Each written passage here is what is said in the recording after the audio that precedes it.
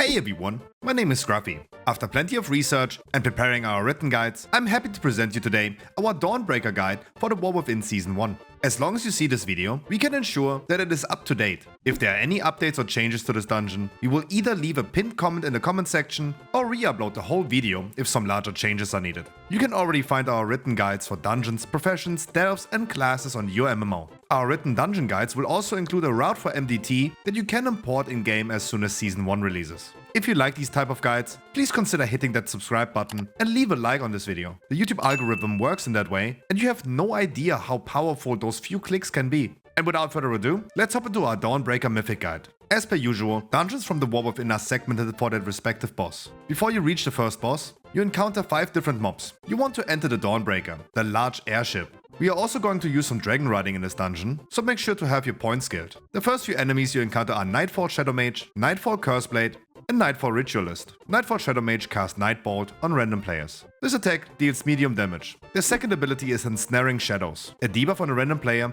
that deals damage over time and slows them. Nightfall Curseblade attack the tank with melee damage and also uses the Darkblade ability. This deals a lot of damage to the tank and increases the Nightfall Curseblade's attack speed by 10% for 15 seconds. This effect can stack, but can also be purged off. Nightfall Ritualists have 2 abilities to take care of. They apply Stygian Seed on one random player, which deals damage over time and then explodes for damage within a 7-yard radius. This is indicated by a typical purple circle around the player. Tormenting Ray is a channel into 3 players that cannot be interrupted. This deals damage to all affected players for 5 seconds every 1 second. Reaching the airship, you will encounter one Nightfall commander and a few of the mobs that we just previously talked about. The commander himself uses Tainted Slash on the tank, dealing damage and applying a bleeding debuff that can stack up and become very difficult to handle. He also uses Abyssal Howl, dealing light damage to all players, but creating a large absorption shield on all enemies within 30 yards. If you decide to pull this commander into many mobs, then you also have to deal with a lot more absorption shields, so you do you.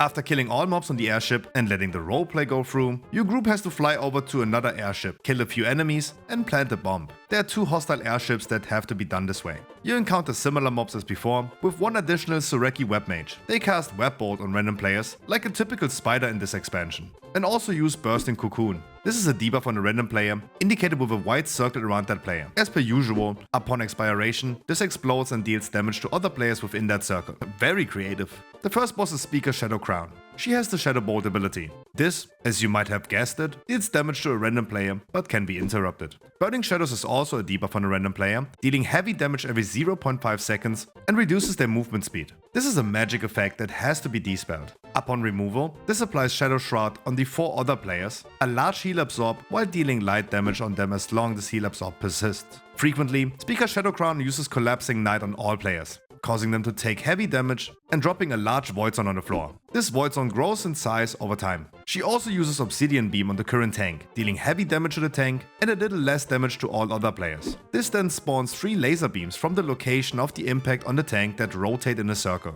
Upon reaching 50% health and 1 health, she uses Darkness Comes, creating a large explosion that has to be avoided. This cast takes 10 seconds and players have to fly away on their mount. To not be killed by encroaching darkness while flying, players can fly through golden orbs in the air. After the first boss, players have to fly down into the city and deal with 3 mini-bosses before encountering the next boss. While flying around, Encroaching Darkness will kill players instantly after 10 seconds, but can be avoided by coming close to the light wells, which are also marked on your minimap. Before I talk about the mini-bosses and their location, let's talk about the random trash you encounter here. Nightfall Shadow Walker attacks random players with Umbral Rush, dealing heavy damage twice. Nightfall Tactician uses Black Edge in the direction of the tank, a frontal cone dealing damage to players struck. Nightfall Darkcaster used Tormenting Beam, channeling damage into 1 player this time. Umbral Barrier cannot be interrupted, but stunned, and is creating a large absorption shield onto the Darkcaster himself. Upon expiration, the remaining absorb will heal the Darkcaster for the same amount. Depending on your route, you might encounter 1 or 2 Manifested Shadows. They use Abyssal Rod. This applies a debuff to several players, dealing damage over time.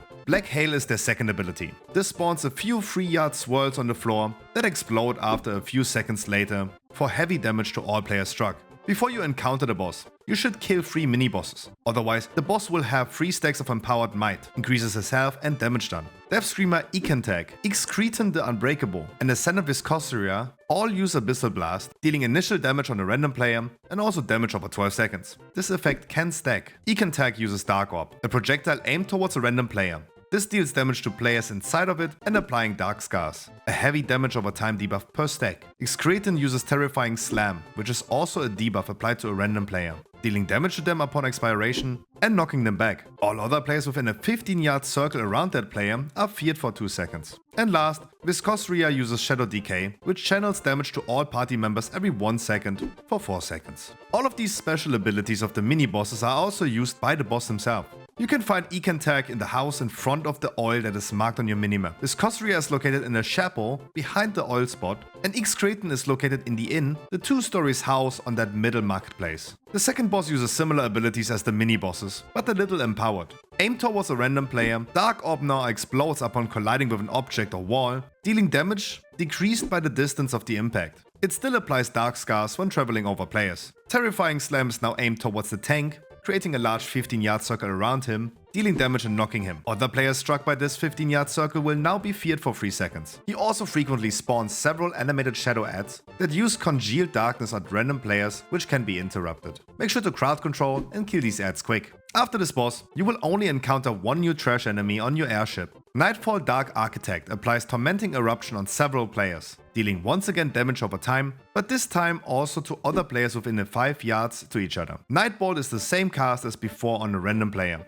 but Usher Reinforcements will spawn a few mobs from before because you like them so much, doing the same abilities, but at least they deal reduced damage and have reduced health. Rashanan is a raid boss usually, making his appearance now in this dungeon. In the first phase, Arati bombs will spawn that can be picked up by players. Carrying them to the boss grants an extra button that can be used to deal around 6% of his health and damage. If they explode without being carried to the boss, they explode for damage on all players. Carrying a bomb themselves will deal light damage on that player. Expel webs spawn little swirls in a row coming out of the boss, exploding in a line and dealing damage to players struck inside of them and also rooting them. Erosive Spray is a cast that deals heavy initial damage to all players and additional damage every 1 second for 3 seconds. Rolling Acid is an effect applied to one player instead of 2, like in his raid version, and upon expiration, it spawns a poisonous wave in the direction previously indicated by the effect on the side of the player. Make sure to aim it away from players by either walking to the left or right of your party. Upon reaching around 65% health,